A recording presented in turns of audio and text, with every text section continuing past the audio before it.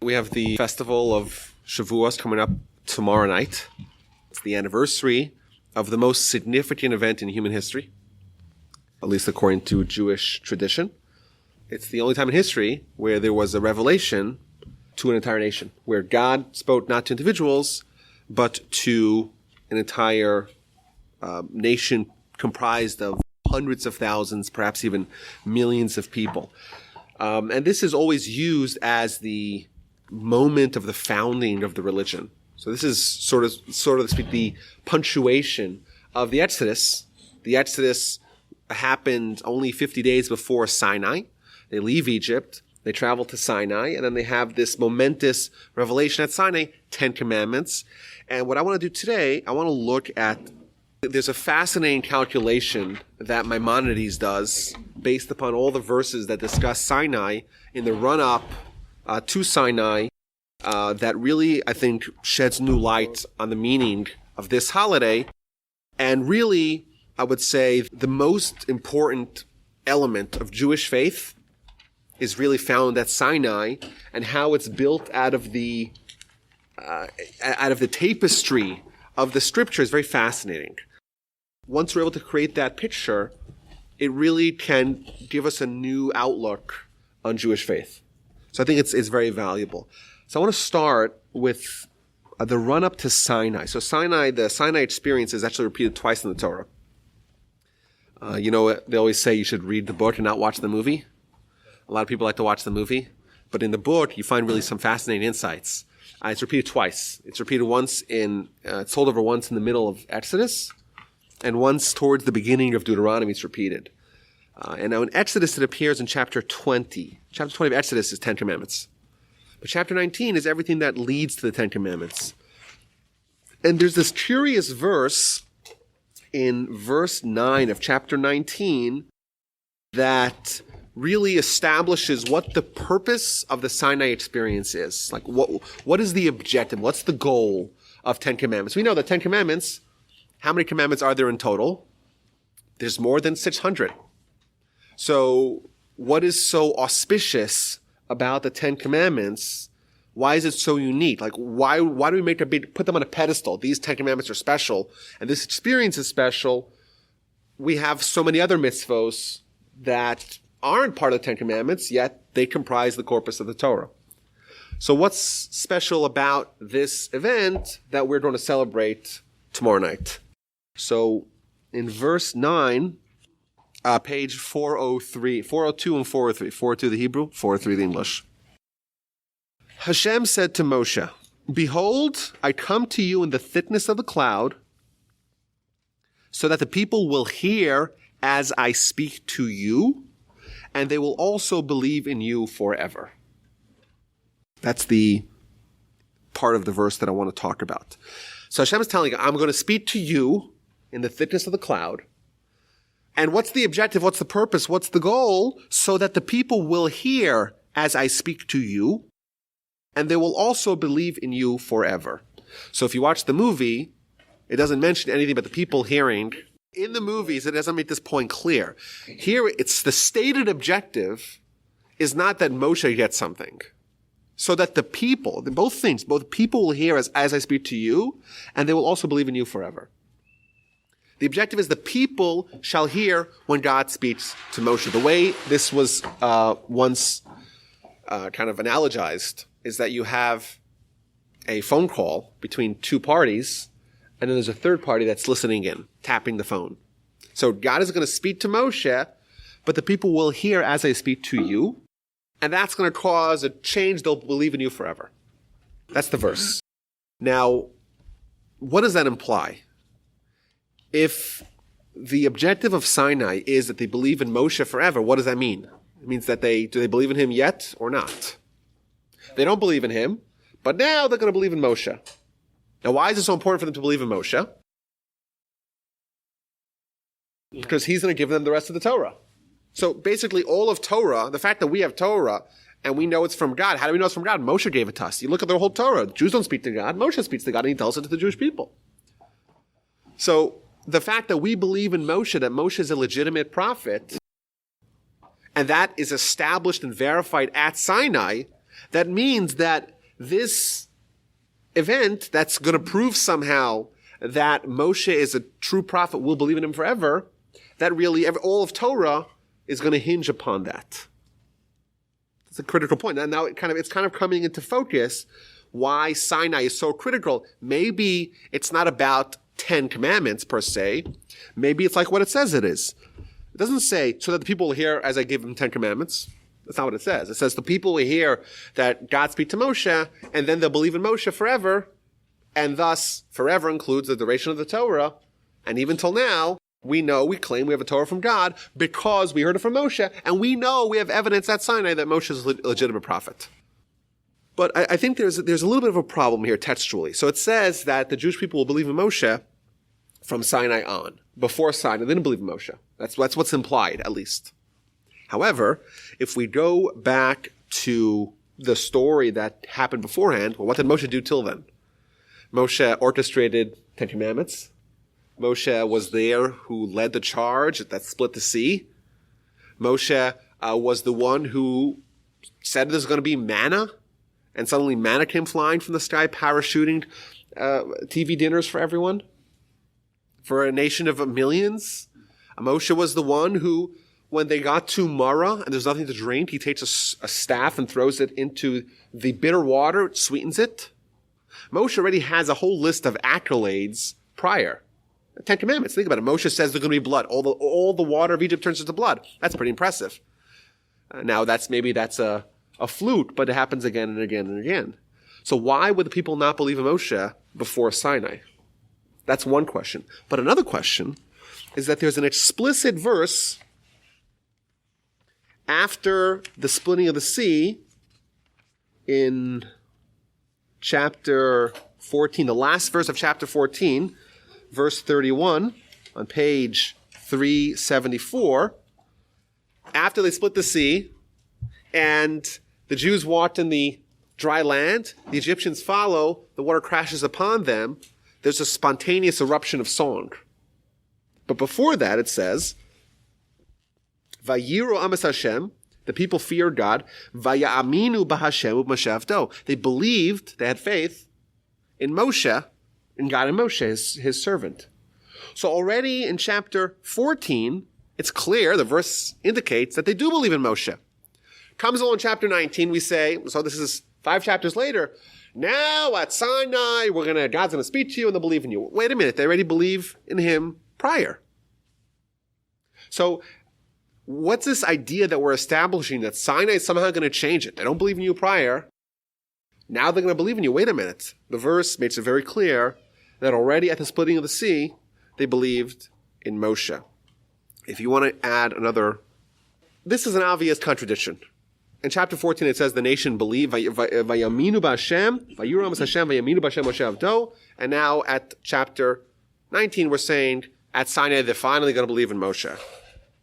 So there's a fascinating section of Maimonides.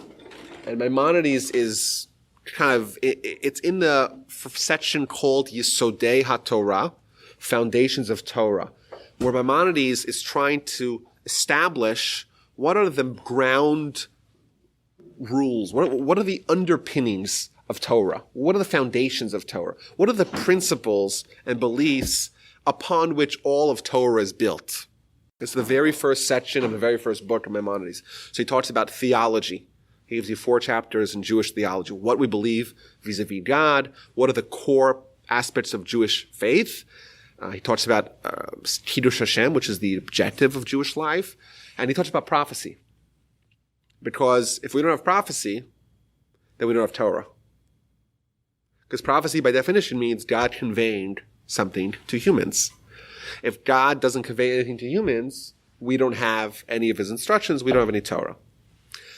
So in this section, he builds this model of what it means to have faith in Moshe.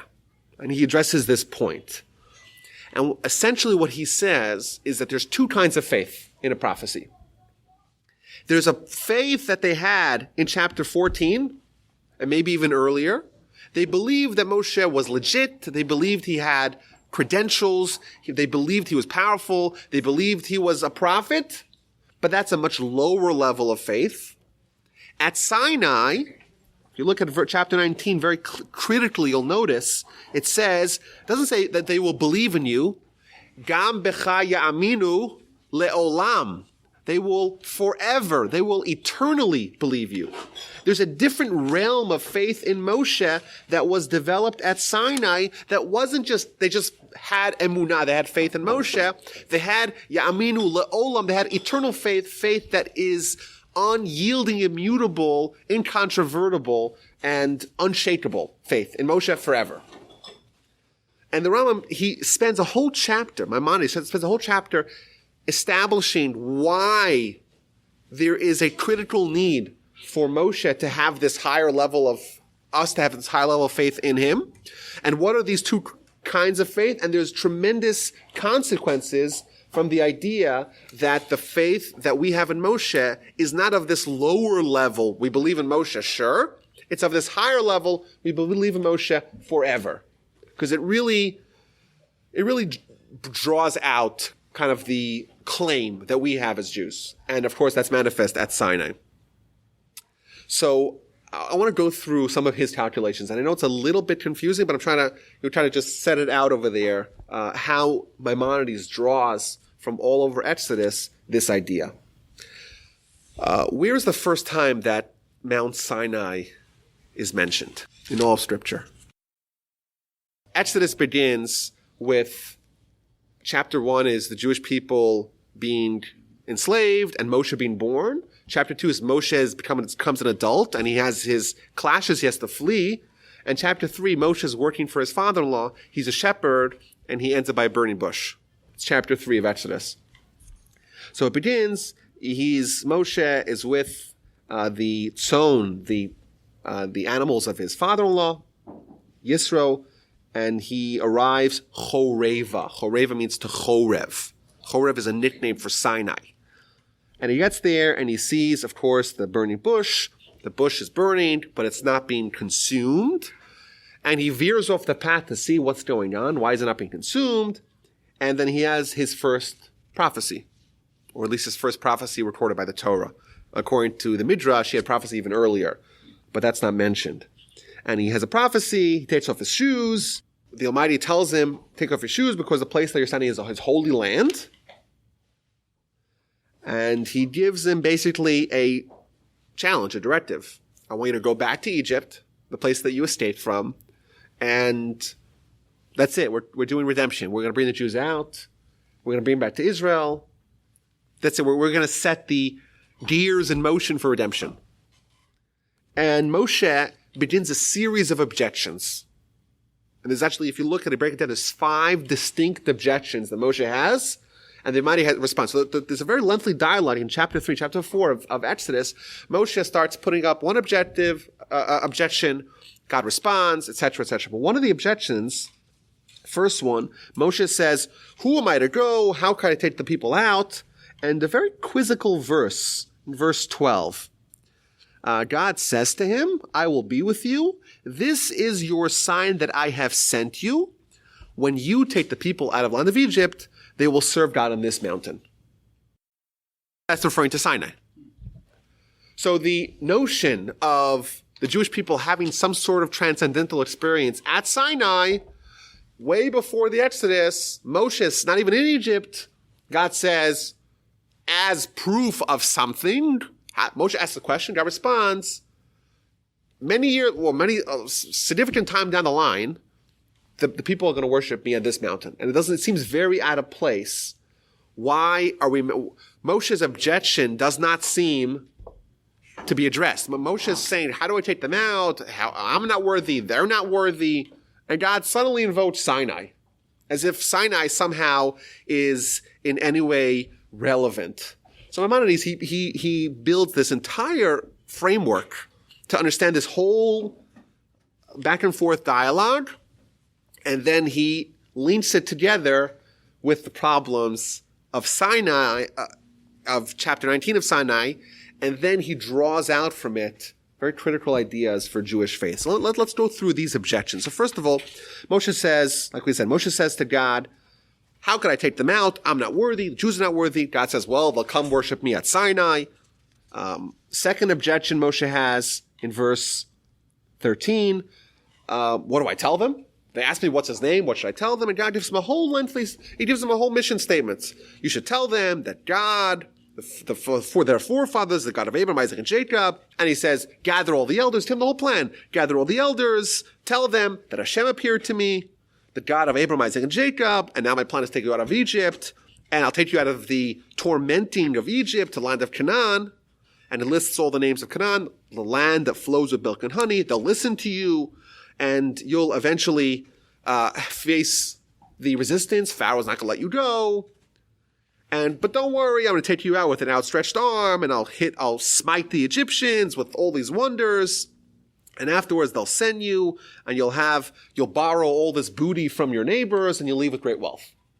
Like basically a synopsis of everything that happens. God says, this is your plan. This is what you do. This is your speech. Go ahead and do it. And what does Moshe say? A third objection. Vayan Moshe. Moshe responds, Vayomar. Vehein lo yaminu bi. They won't believe me. V'lo yishmu b'koli, and they won't listen to me. Jews won't accept me. Ki yamru lo nireh elecha Hashem. They'll say Hashem didn't appear. They'll say you're a charlatan. That's what they're going to say. I know the Jews. They won't believe me. They're skeptics. They won't believe me. What do I tell them? So God says to them, what are you holding in your hand? He says, I'm holding a staff. Throw the staff on the ground. Staff turns into a serpent. Moshe freaks out. God tells him, okay, grab the tail of the serpent and hold it. And right away it turns magically back into a staff. And he says, this is your sign. If the people question the fact that you came from God, show them this trick. Take your staff and throw it on the ground. Okay, great. And then he tells them again. Take your hand, stick it into your shirt. Another trick. Another miracle. Hashem said further, bring your hand to your bosom, so to your chest. So he puts his hand in his chest, he withdrew it, and it's leprous. It's like snow. His hand changed colors. He says, stick it back in again, and it's back to the regular flesh. And God tells Moshe, if they don't believe the first trick, they'll believe the second trick. Right? If they don't, and it shall be. This is verse 8, it shall be, if they do not believe and not hear your voice to the first sign, then they'll believe the second sign. That's what he tells them. It's an interesting point. Kind of an odd statement. Moshe says, the people will believe me. And God says, don't worry. We'll do a trick. You take your staff, throw it on the ground. Magic. It's now a snake. Right? That's proof. And, okay, one trick. Let me give you another trick, just in case. In case they don't believe you. If they don't believe in the first trick, they give you the second trick. What's the second trick? Stick your hand into your shirt. It turns white. Woo. Stick it back in. It's back to flesh. If they don't believe in the first one, then they will believe you in the last one. And there's an obvious question here. Clearly, if you need to give him a reason, a second trick, a second miracle, a second sign, obviously, the first sign is not enough. People might say, well, I don't know how you do that. How do you turn a staff into a serpent? Maybe it's magic. It's not proof. Clearly, there's a concern that the first one's not enough. So I have to give you a second one. Okay. Well, why is the second one enough? It doesn't make any sense. If there is a concern that the first one's not enough, first of all, what is that concern? And why is that concern not present? Right in verse 8, it really doesn't make any sense. It shall be, if they do not believe you and do not heed the voice of the first sign, which seems to be the sign of throwing of the staff, then they will believe the voice of the latter sign of sticking your hand into your shirt. Why? If they don't believe the first one, they won't believe the second one either. And if they will for sure believe the second one, why is the second one so much better than the first one? Another question. Just quickly round them out here. Moshe says to them, so that's the third claim has been swatted away. They won't believe you, they will believe you. And not the first, then the latter sign. Fine. Moshe says, again, I'm not articulate. Moshe, of course, had a speech impediment. He had a lisp. I'm not articulate, I can't talk. And God tells him, who made some mouth to man? It's only Hashem. If I say you could talk, you could talk. Don't worry, it'll be just fine. And finally, the last of Moshe's objections are, send someone else. I don't want to do it. Send someone else. Now we know Moshe had an older brother after all, Aaron. Moshe was fearful that Aaron would be offended that his baby brother is going to come and have all the glory. So Moshe is saying, don't send me, send Aaron. And God tells him, don't worry about your brother. Your brother will be very happy and he'll help you. He'll be your assistant. And Aaron is someone who has no envy in his heart. He'll see your stature and he'll be very happy for you. In fact, as an aside, the only person in all of Torah that the Torah testifies has no envy of someone else's success, is totally happy when someone else thrives, is Aaron. The Torah says when Aaron will see you, he'll be happy not in his heart. Some people are like, I'm so happy you made it big. And they say that, but really they're like, I'm so envious in your heart. Here the Almighty is telling Moshe, Aaron's going to be happy for you in his heart. It's not going to be just on the surface. In his heart of hearts, he's really going to be happy that you're going to be the one to lead it, and even though you're his baby brother. So that's the picture here. So what Maimonides does here to answer all the questions is as follows. He says that religions are founded on evidence, or at least a claim of evidence. A religion starts because someone claims that God spoke to them and gave them instructions, gave them a certain corpus, and that is mandatory for the adherents, for the constituents, right? So that could be Joseph Smith claims, this we know for sure, he claims to have met some angels who gave him golden tablets, which he translated to the Book of Mormons. Here's the law for these people. Muhammad, the same thing, right? Muhammad claims to be a prophet. Whether it's true or not, we could try to assess. And he says, okay, well, here's the Quran. This is the actual content. And then he convinces the people to follow that. Now, so there's always a prophet. And the prophet has a claim to, or has an argument for the claim that they are a prophet. The critical question that we as skeptics should ask is, how do we know that this person is telling the truth? And Moshe brought that point again. God tells Moshe, I want you to go and tell the people that I spoke to you and that I said, okay, I'm here. I'm the messenger of God, the God of Abraham, Isaac, and Jacob. I'm taking you out of Egypt. Bring it to Israel. Bring it to Canaan. Moshe says, wait a minute. They're not going to believe me. And that's legitimate. Why should they believe you? Maybe you're lying. When someone is making such a claim, there's only two options. Either they're telling the truth or they're not telling the truth. And unless we know otherwise, we should assume that they're not telling the truth. What's their claim? So Maimonides tells us there's really three kinds of claims. There's a claim that is baseless. It's just my word against everyone else's words. I'm Muhammad, let's say, right? No one else experienced. I'm not doing any miracles per se. Maybe I am doing miracles, the miracle of the sword, right? But what I'm claiming, and it's based on my integrity. And Joseph Smith, no one's seen those golden tablets. We're trusting him. Mormons are trusting him that he's telling the truth, that he really is a prophet, and therefore he's giving them the Book of Mormon, which is really from God. That's the claim. Paul is, he's claiming that he had prophecy, and now he could abrogate the law and start something new. Like, that is the structure of every religion. Says Maimonides, there's a higher level of verification for prophecy, and that's prophecy based upon a miracle. Someone does a legitimate miracle. He changes the rules of nature. Obviously, he is not bound by nature. That seems to be substantial proof to the legitimacy of their claim. So there's a higher level based upon not just the person's word alone, but based upon some sort of visible, just us, the skeptics, we see a miracle. And Moshe splits the sea. And the people say, wow, like he came and he walked, he split the sea. And what else did he do? He did all these other miracles prior.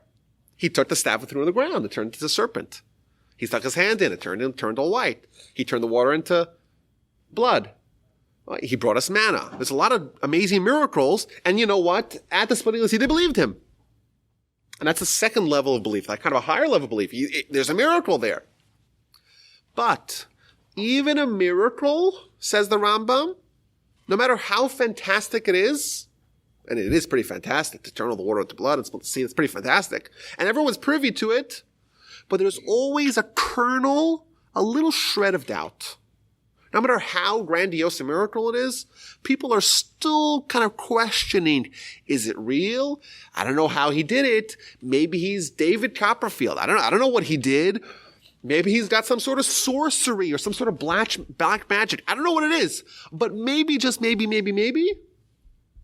it's not really from God. Maybe he really is a fraud, a very talented charlatan, but he's still a snake oil salesman nonetheless. At Sinai, Moshe, in the eyes of the Jews, in the eyes of the skeptics, is going to be upgraded to the highest level of faith. V'gam becha ya'aminu le'olam. In you they will forever believe. Eternal faith. Faith that is rock solid, that is incontrovertible. Why? Says the verse, behold, I will come to you in the thickness of the cloud, so that the nation will hear when I speak to you. God tells Moshe, the objective of Sinai is for the people not to believe Moshe on Moshe's claim or on Moshe's action, but for themselves to participate in your prophecy.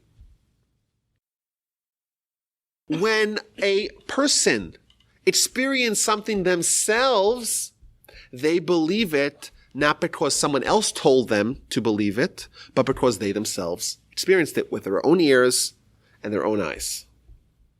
Says Maimonides. This is based upon the verses.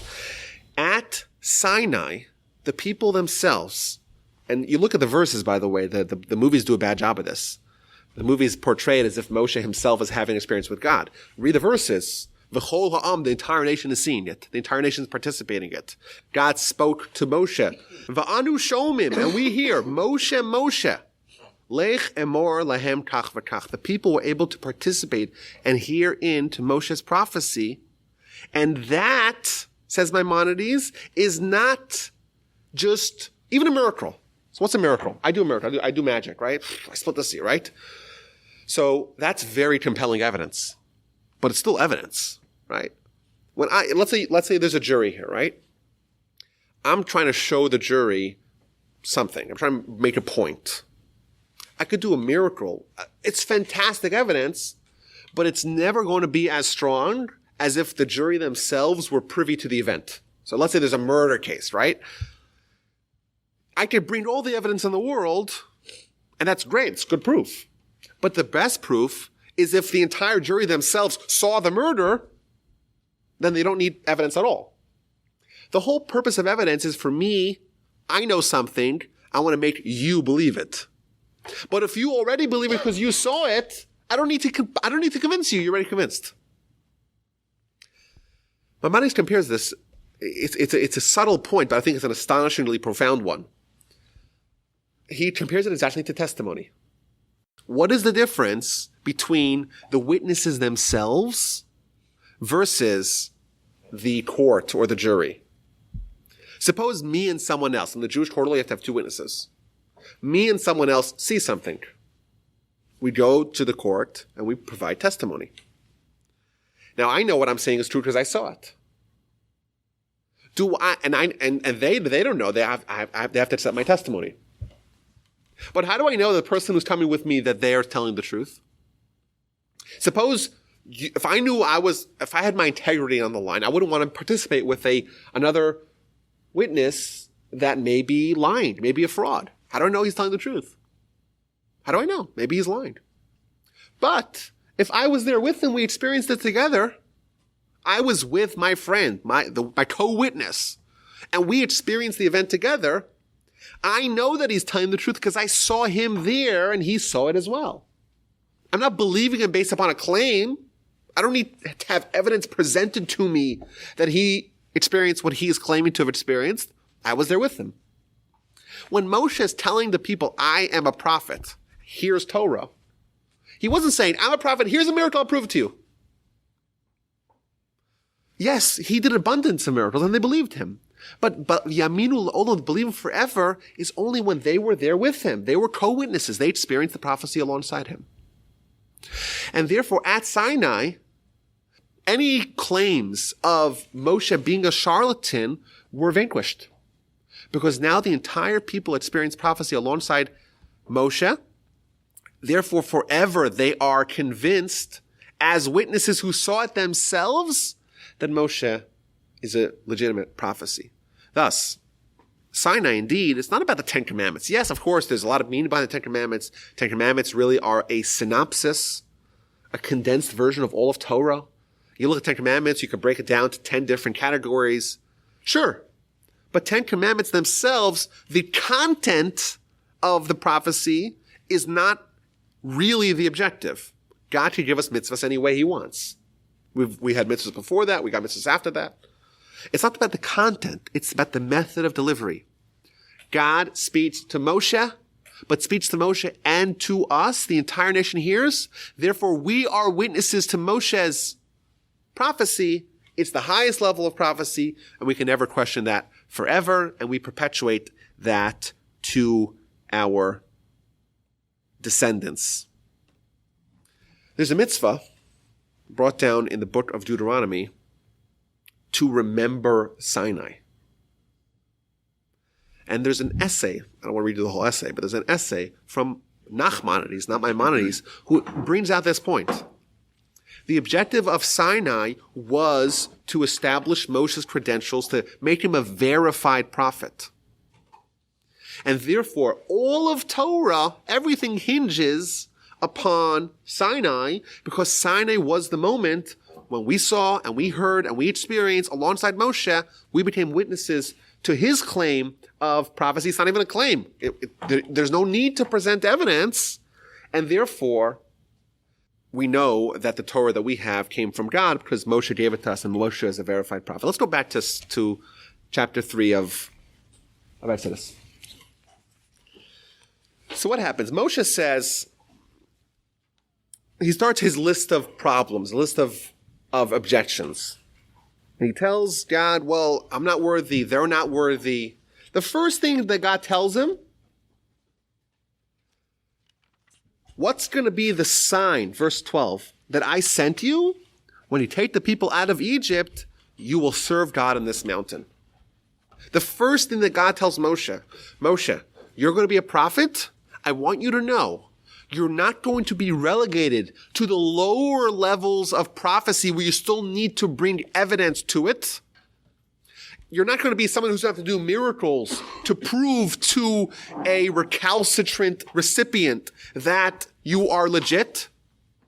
No, right away, the first thing God tells him, Sinai. Sinai will happen, i.e., I will make sure that the prophecy claim that you have is not going to be one that needs to be substantiated by evidence. Rather, it's to be one that's to be experienced by everyone else. Now, Moshe tells God in the third objection, he says, well, what if they don't believe me? What he's asking there is, what if they don't believe me beforehand? Sinai is when we leave. When we leave, of course, we're going to have this momentous experience at Sinai. Revelation, national revelation, national prophecy. Everyone's co-witnesses together. That's great. What about before that? So God says, I'm going to give you all these miracles. You throw the staff on the floor, you stick your hand in your bosom. And if they don't believe you on the first, they'll believe you on the last. So we had asked previously, well, if there's a reason not to believe in the first, why does that reason not apply in the last? If there's a reason not to believe him when Moshe throws the staff on the ground and turns it into a serpent, why is that reason nullified? Why is it obviated when Moshe sticks his hand into his chest? One of the commentaries explains, this is what Maimonides is bringing the point. This is exactly his point. It doesn't say, look very critically here, it shall be if they do not believe you and do not heed to the voice of the first sign, they will believe the voice of the latter sign. It doesn't say of the second sign. It says of the latter sign. Says Maimonides, which latter sign is this? Says Maimonides, when it says this latter sign, it's not referring to sticking your hand into your chest. It's referring to the latter, the last sign, which is Sinai. And there's a qualitative difference. It's not just one's this kind of trick and one's that kind of trick. Even if it's miraculous, it's still something you have to prove to someone else. They can't convince someone else that they experienced prophecy. And that's exactly the point, because the Egyptians themselves could do all kinds of magic. And we see in the story with the 10 plagues, every time Moshe does something, he wows everyone, they say, no big deal, everyone could do that. Any school child could do that. And that's why the people themselves were inclined to not believe sorcery or miracles even, because it could be sorcery.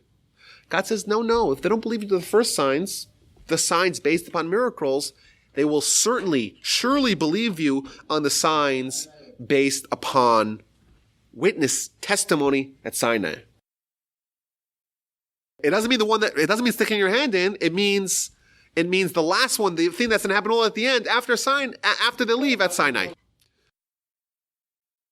And that was the whole back and forth. Like the Rambam, what he does is he actually shows the backstory of their argument. The whole argument is really based upon what is this process going to be like. Is it going to be this kind of prophecy, that kind of prophecy? And Moshe is very wary to not just be another guy making a claim based upon maybe questionable evidence that he is a prophet. So this really opens a door to a lot of kind of bizarre, or at least on the surface, strange principles of Jewish faith. For example, Maimonides labels Moshe. Moshe is called the greatest of the prophets. Moshe is called the father, Av HaNeviim. Why is Moshe called the father of the prophets? He wasn't the first. Abraham was his great-great-great-great-grandfather. Says the Rambam like this. Suppose you were Abraham. Abraham comes to the Jews and says to them, I'm a prophet. You know what we tell him? Prove it. That's the logical response. Prove it. And you know what? Maybe he could, maybe he couldn't. But even if he could, he didn't prove it with such a proof, such the highest level of proof, the highest level of faith forever. He would maybe prove it with a miracle. And you know what? Even then, there'll be some doubt. So how do we know that Abraham's a real prophet? He didn't tell it to us. The only reason why we know that Abraham's a prophet is because Moshe told us that he's a prophet. So Moshe is the father of all prophets, even the prophets that preceded him, even his great-great-great-great-grandfather Abraham, Isaac, and Jacob. They indeed chronologically came before him, but the only reason why we believe them, or we believe their claim of prophecy, is because Moshe told us, and we believe everything Moshe says, because Moshe is a verified prophet on the highest degree. And even future prophets. Ezekiel comes. How does Ezekiel prove his prophecy? So Maimonides describes there's a vetting process for prophecies. And that's the laws. You have to vet the prophet. You have to question them. You have to interrogate them. You have to make sure you don't have any frauds. Well, how do we know that maybe there is a fraud? How do we know? Maybe someone was able to cheat. Says Maimonides, Moshe is the father of all prophets, those that preceded him, those that came afterwards. Why? Because Moshe, we know, is a verified prophet with the highest level. Therefore, the ones that happened prior, he tells us they're a prophet, we believe him. That's enough for us. And even the ones that come later, Moshe told us what are the guidelines, what's the vetting process, and therefore, he tells us, believe him. That's the law. We follow what Moshe tells us. Also, there is an entire realm of monotheistic religions that espouse replacement theology. Which means that none of them are questioning the legitimacy of Moshe or Moshe's prophecy or the Torah. But they're saying is that Moshe and the Torah and even the Jewish people are replaced. So what Paul does is Paul abrogates the law. He doesn't say the law was never valid. It's not valid anymore, he says. The law was valid, but I'm going to tell you the way it is now. Comes along 500 years later, Muhammad comes along, and he does kind of the same thing. Moshe is a prophet, sure. Ibrahim is a prophet. JC is a prophet. Everyone's a prophet. But Muhammad Rasul Allah, right? Muhammad's the last prophet. You were right, but now we're updating it. So they're not questioning it. No, of course that was true. But Maimonides points out a critical point. Suppose some future prophet comes and let's assume it's a Jewish prophet, right? Suppose Ezekiel or Isaiah or Jeremiah, they show up and they say, there's a mitzvah in the Torah that we're going to expunge. Moshe gave us a mitzvah, and we're saying goodbye to it. And I'm a prophet after all. Says the Rambam, logically speaking, we know they're false prophets. Why? Because Moshe, he was the highest level of proof for a prophecy. It was a prophecy that was experienced with everyone. And therefore, the only reason why we believe Jeremiah, Ezekiel, or anyone that comes afterwards is because Moshe told us, believe someone, even if they submit a lower level of evidence. Ezekiel doesn't need to have Sinai 2.0 to be believed. They have to be believed by doing miracles, so to speak. It's evidence. But Moshe tells us that's how you believe them like that. It's okay. But the only reason why I believe it is not because it's logical for us to believe you. There's no way for us to not believe you. It's because Moshe told us to believe you. So if someone whose entire claim is based upon the fact that Moshe told us that this is true, and Moshe is a real prophet, but he comes to undermine Moshe himself, then obviously he's not legit. Because if the entire reason why we would believe him is the reason why we wouldn't believe them, we don't believe him. This is the rules of prophecy. And whoever fits into this is believed. Now, not because we know that there's this highest level of evidence, there's Sinai 2.0 to prove that Ezekiel's a prophet. No. Ezekiel does miracles. He does, I would say, the belief in Ezekiel of chapter 14. He does amazing things, and wow, he must be a prophet, right?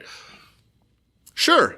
But even that, if you want to uproot the prophecy of Moshe, you have to have at least the same claim to prophecy that he had. You would have to convene Sinai 2.0 and get 1 million or so people to participate in your prophecy alongside you. And unless you do that, your claim is baseless. And it's an interesting point. Maimonides is essentially saying that the argument of anyone who wants to tamper, tinker, or alter the religion that Moshe gave us, unless they're able to equal him in the claim that he has to being a prophet, Sinai 2.0, then it's illogical for us to accept that. I want to add another point here, all the way in Deuteronomy. It's a very critical verse in Deuteronomy, which essentially closes the arguments. Because Deuteronomy, by the way, is full of a lot of predictions. There's a lot of things looking to the future, because Deuteronomy is written immediately prior to the death of Moshe, within a year, a few months. And it's Moshe preparing the Jewish people to go into Israel. Moshe, of course, dies on the eastern bank of the Jordan River, outside of Canaan, outside of the borders of Israel. And Deuteronomy is him preparing them for it. He's given his last speech and testimony, for example. His last will and testimony is the first 4 sections of Deuteronomy. It's one uninterrupted speech. It's one uninterrupted speech of Moshe. But look what he says here in chapter 4, verse 32. He presents a challenge. Inquire now regarding the early days that preceded you, from the day when God created man and earth, from one end of the heaven to the other end of the heaven. He's saying, I want you to investigate anywhere in the world, at any time in history, the following. Has there ever been anything like this? This is talking about Sinai, by the way. Moshe is presenting a bold challenge. Has there ever been anywhere in the world, any time in history, anything like this great thing, or has anything like it been heard? Has a people ever heard the voice of God speaking from the midst of the fire as you have heard and survived? What Moshe is telling them, what the Torah is ensconcing for eternity, is that there will never be Sinai 2.0. There will never be an episode where God will speak to an entire nation. And he says, go ahead, look. Tell me, is there any other claim? He's not saying that has never happened. There won't even be a claim. How will ever be heard this claim, God speaking to a nation that they survive? What this means, and this is a little bit of a side point, but suppose we want to posit that the Torah was written either by a collaboration of individuals, not Moshe, or was written over time, like the documentary hypothesis was merged together by some very skillful redactor. Suppose, and of course that presents problems. How do you get people to believe they saw something they didn't see, right? That's the major logical problem with that claim. But this verse itself would show to me that these hypothetical authors of the Torah are insane. Why? Because they're saying they know that they fabricated Sinai. If it never happened, then they made it up. And they somehow managed to hoodwink the nation to believing it. But if they're the ones who made it up and were able to integrate it into a nation, get people to believe it, obviously they know it can be done. Why then would they put this bold claim, show me someone else who does this? Well, if you did it, someone else could do it as well.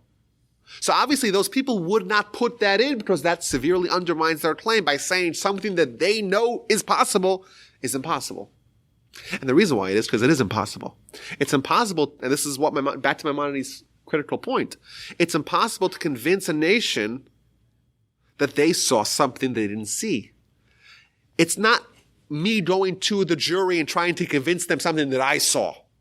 That's all the other prophets. And even Jewish prophets. Sure, we might believe them, sure. But Moshe's prophecy and the kickstart of our religion was not that the jury has to hear testimony from someone else. It's when the jury themselves experience what the witnesses experience. They experience prophecy alongside Moshe. And that is something that is impossible to fabricate. And there's no way to get that story started if you wanted to falsify it. And therefore, indeed, the claim, the verse says, chapter 19, verse 9, what is Sinai all about? And why is it important? What's the upcoming festival that we're going to celebrate, Shavuos? Why is it so important?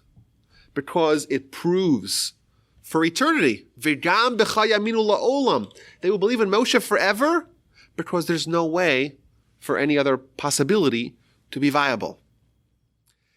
And I think it's good for us, it's comforting for us to know that when religion gets a bad rap because religion is sometimes associated with people not questioning things and people just accepting dogma and just being superstitious.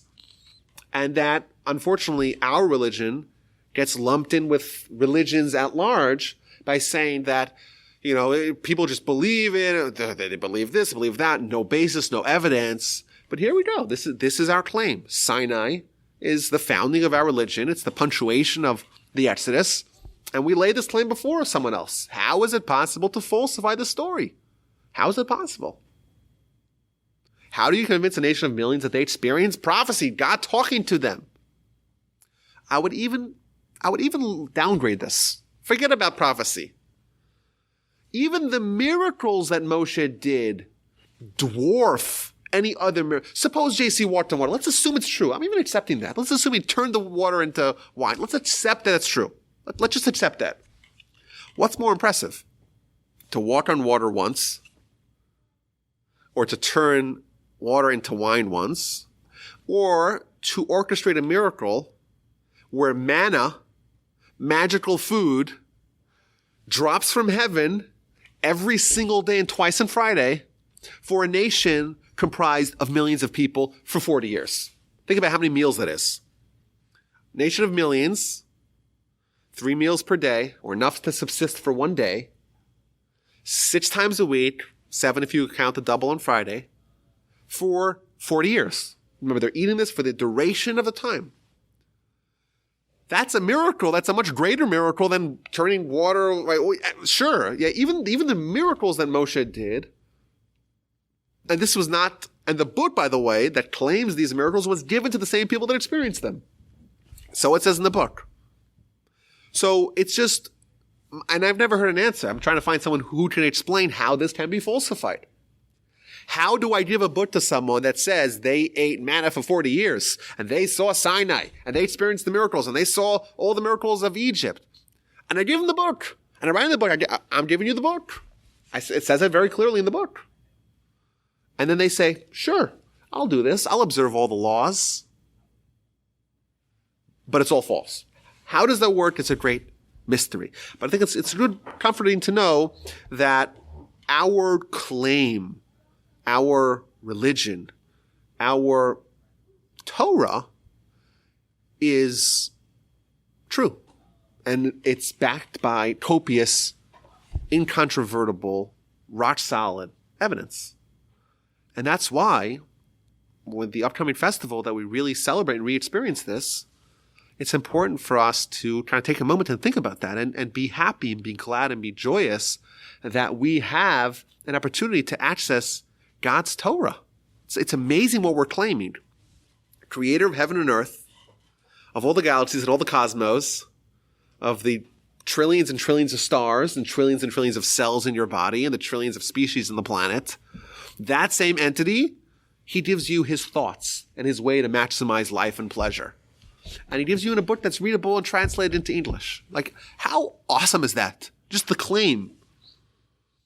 Wouldn't you want to read the book and see what it says? Like, the manufacturer's guide to properly utilize life. The creator of life, time, and space, and humans and souls. Giving us a book, a manual, how to do it. And if, unfortunately, we live in a society and a culture that kind of just takes that, oh, that's lore, that's folklore, that's legends. But I try to present Maimonides' argument. One of the arguments of the veracity of the Torah, I actually have, if you're interested, I have a whole podcast channel called Torah 101 dedicated to actually going through all the evidence supporting the veracity of the Torah. And I make the claim again and again, if you have any answers, if you want to come and argue the other side, I'm welcoming it. I want to hear what you have to say. This is just, you look at some of the predictions, for example, Sinai. That's amazing, right? But just predictions that we experience today. We grew up in a world that Israel as a state, harboring Jews, is a reality. But for 2,000 years, the Jews were everywhere but Israel. We were in Babylon for 1,000 years. We were in every place in Europe and North Africa and really everywhere on the planet. And suddenly, almost overnight, the majority of Jews are back in Israel. And you look what the Torah says. That's going to happen. I'm going to scatter you throughout the land. And there you'll be small in number. You'll be hated. True. And you're going to come back to the land. And that's predicted clearly in the Torah. And we live in the same centuries and decades that this is actually happening. And it's right there before us. And it's never happened anywhere else in history. It's never another nation. Well, okay, just to be fair, it's happened twice in history. But both to us. Both times to us. We were sent to Babylon in the 5th century before the Common Era, and we came back with Ezra, and progressively we got stronger in Israel. We were kicked out of Israel, first out of Judea by the Romans in the 1st and 2nd century, and then once the Byzantines came around, we really had a hard time in Israel. We basically left for about 500-600 years before there was a trickling in back to Israel. But then we came in a huge force in the 19th and, of course, the 20th century. But even 1948, when the state's founded, there's 600,000 Jews in Israel. It's not a huge number. And now there's 6 million Jews. But the biggest venue of Jews in the world is Israel. If I told you that 200 years ago, you'd put me in the aforementioned institution. But the Torah makes the prediction, and wow, it's happened. It's just eye-opening. You have an ancient book that our nation has steadfastly claimed is from God, and we have testimony, father to son, and parent to child, and teacher to student, to generation. We have a very rich history, and it's all centralized around the claim that we have Torah from God. And on the holiday of Shavuos, we have an opportunity to celebrate that and to think about that and to feel joyous about it and to feel a little terrified about that. Because it's a lot easier for someone to say, I'm culturally Jewish, and I'm very happily Jewish, I'm Jewish in my heart, I we have a Seder. Like, that's very easy. But when someone is confronted with evidence that says, wow, we're actually right, and we actually have this claim, and it's just powerful, and it's logical, and it's right there, that's a little terrifying. That's okay. If you're a little terrified, that's good. That's life. Life is, we're confronted with our challenges, and that's what free will is about. Life is terrifying. But I think it's also gratifying and rewarding and heartening to know that it's not all been for naught. I always say that you look at the people that very much want to discount the Jews and the Jews' special place in history. The people that like promulgating, for example, the documentary hypothesis, which is the name given to the theory that the Torah is made up. It's a work of fiction. And I always say to those people, what about the millions of Jews who gave up their life because they believe this is true? They said, we're not going to convert, and we're going to stand by our principles because we believe it's from God. How cruel is it for someone to say all their suffering and all their sacrifice was for naught? The whole Jewish experience, it's all a bunch of fiction. Because as soon as you say the Torah is a book of legends, Judaism, the Jewish nation, and Jewish history crumbles. Because it's all been a farce. It's all some fiction that was spun.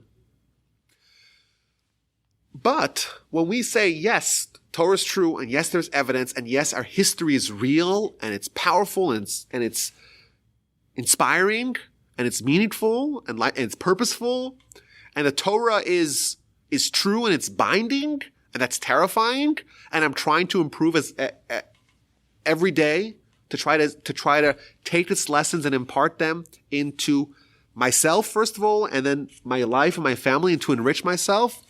I think that's a very good place to be. So everyone have a wonderful, happy Shavuos, and thank you all for listening.